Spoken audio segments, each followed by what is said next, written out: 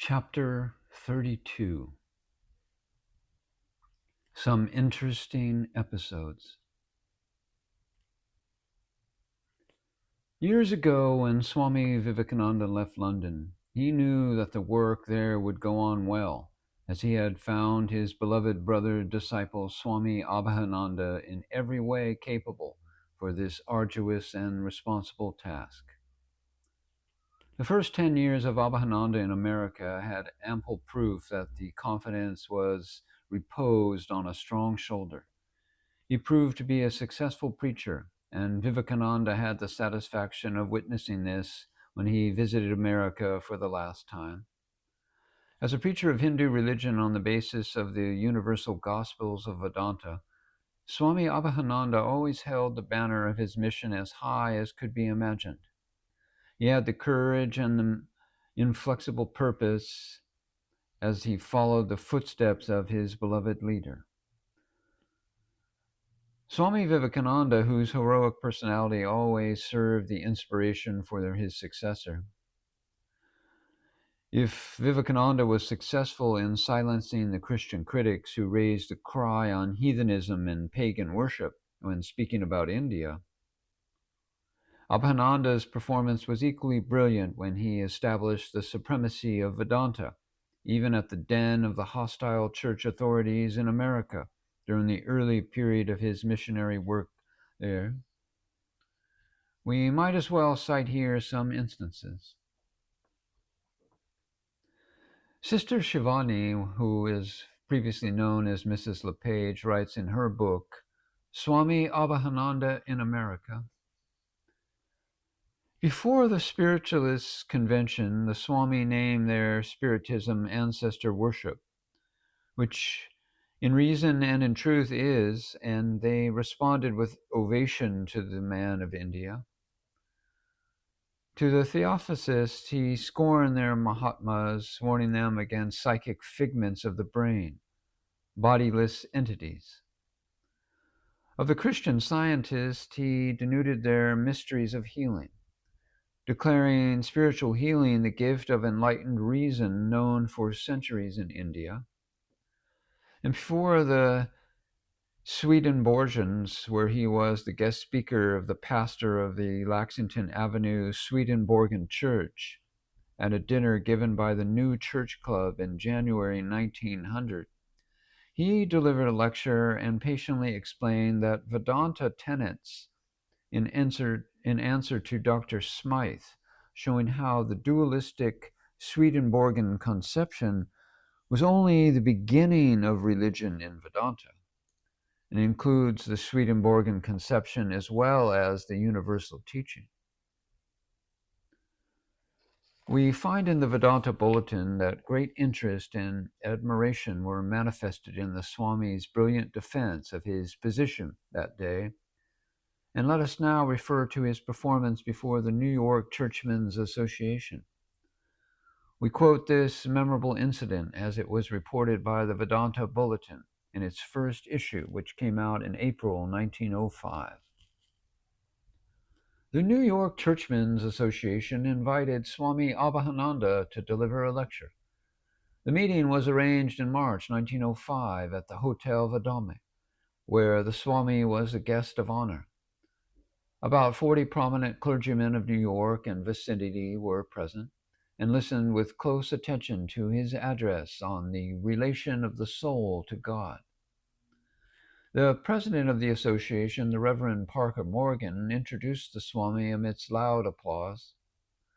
The lecture followed the luncheon. Everybody present heard him with rapt attention.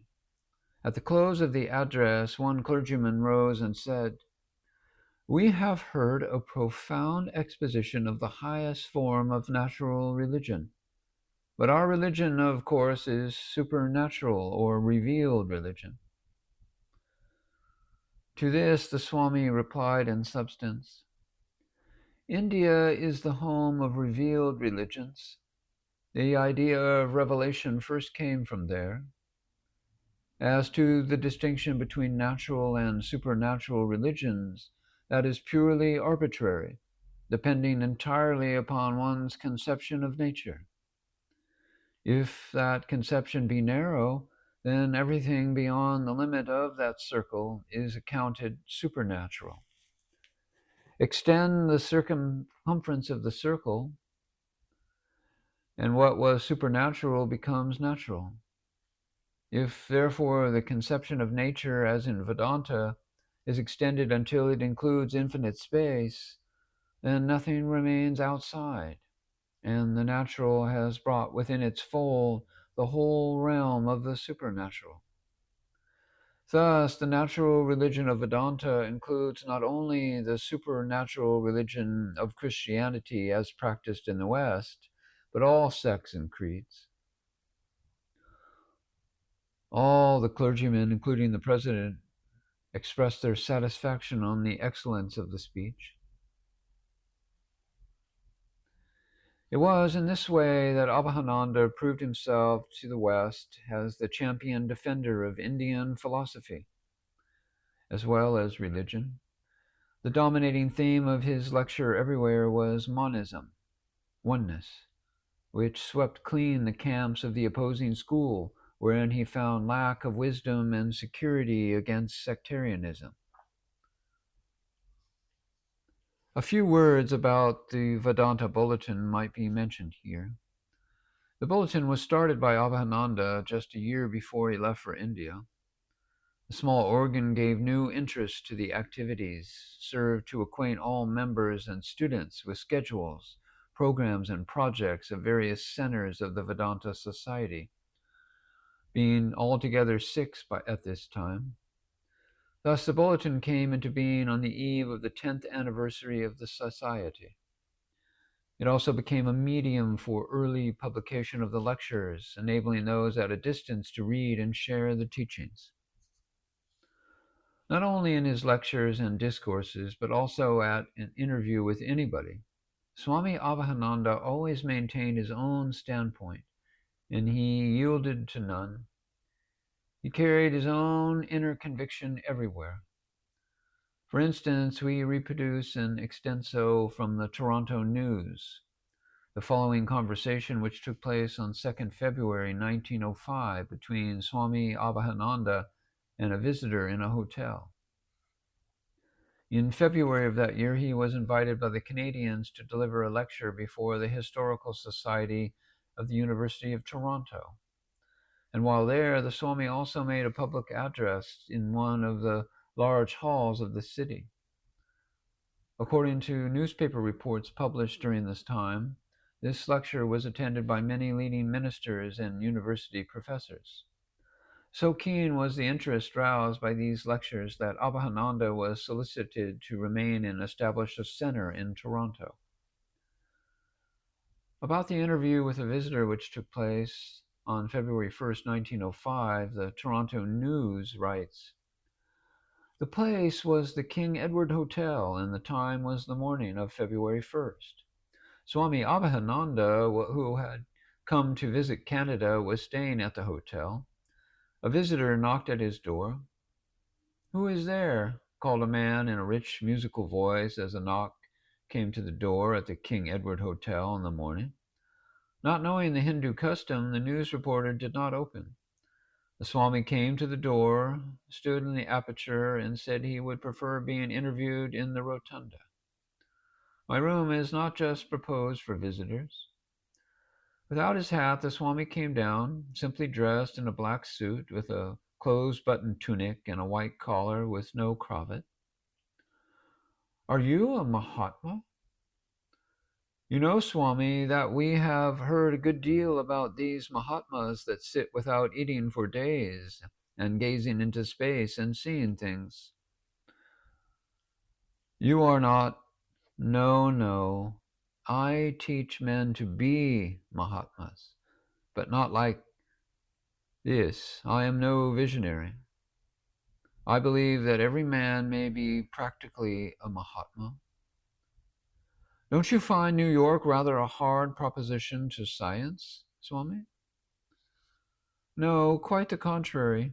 We have societies there and in many large cities. Americans are practical people that we want to introduce to Vedanta.' Well, what is Vedanta anyway?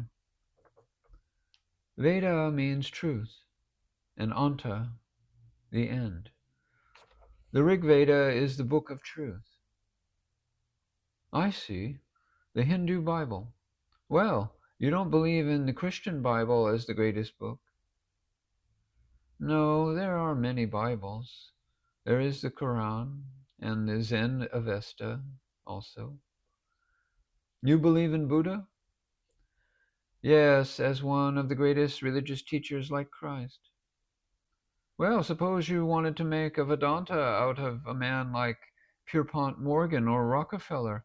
How would you give him his first lesson?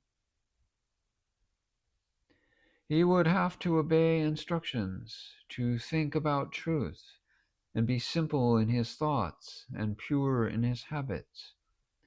To exercises which I would teach him for the body, and sometimes to sit alone in silence a good while, so that he might see the truth. But all that time to Mr. Morgan or Mr. Rockefeller means heaps of money, $50 a minute. Can a man make money and be a practical Mahatma also? Yes, if he makes it honestly. And what are the exercises? Breathing mostly? A good deal is in the breathing. The breath comes from God. It is spirit. How to breathe well is how to like well. How about eating? Are you a dietist? The Swami looked too healthy to be fasting. I am a vegetarian. I like fruits and vegetables and cereals, milk and eggs. Then you are not a gloomy ascetic, sighing about prophecies and seeing visions in the daytime. I like shuffle-bound luminosity. Life is a great sport. But not horse races, Swami. He shook his head, and after a pause, and I find none so good as Vedanta. It teaches man truth is the good of life, and that self-control is its law. By philosophy, men become simple in their habits. They idealize one another and become a force in action and thought without being licentious. They recognize the divine idea in every man, and that the soul is the great fact, not the body, which is only the instrument. Then you believe in heaven? Yes, there are many heavens. Heaven is the place where a man's desires are fulfilled. We must begin heaven on earth. Do you believe in conventionalistics at all?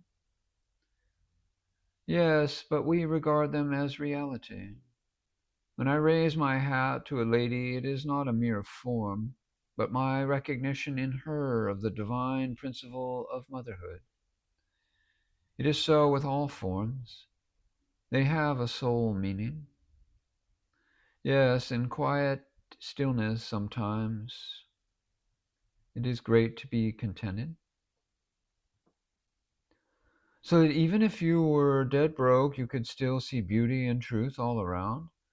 Yes, yes, of course.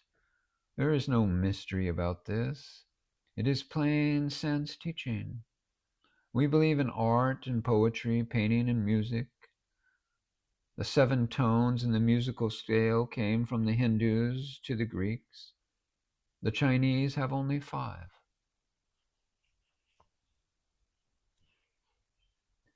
During his first 10 years stay in America, Abhedananda had to encounter many such interviews, and the interviewers always found this preacher a hard nut to crack, to quote a university professor. He was as impressive on the platform as he was convincing in such interviews. He rode like a colossus, and everyone had to bow down before his towering being. Simple in dress and behavior, he seemed more like a lion than a meek preacher. His magnificent, brilliant eyes, his musical voice, his majestic bearing, and beautiful features, for these were parts of him that no circumstances could hide, and they all served to bestow on him a special glamour. A distinguished student of Vedanta Society of New York once recorded, "When I saw Swami Abhedananda for a few minutes standing on a platform surrounded by others, it flashed into my mind, what a giant, what strength, what manliness, and what personality. Everyone near him looked so insignificant compared to him." Such appreciating remarks could be cited in numbers. Wherever he went, he drew much tribute from those who came in contact with him. What was it that gave him such distinction, and what were the reasons that, next to Swami Vivekananda, he was the most revered sannyasin belonging to the Ramakrishna order, who visited America during the last decade of the 19th century? It was the expression of his well-chiseled face, fastened in Grecian style, than anything else. He was a lion amongst men, and yet at the same time he was sweet and gentle. It was the divine touch of Sri Ramakrishna, followed by a long period of renunciation, austerity, study, and religious practices, that really contributed towards the making of this uncommon personality. Only such great teachers come once into a cycle to regenerate the world like the spring that brings forth new fruits and flowers.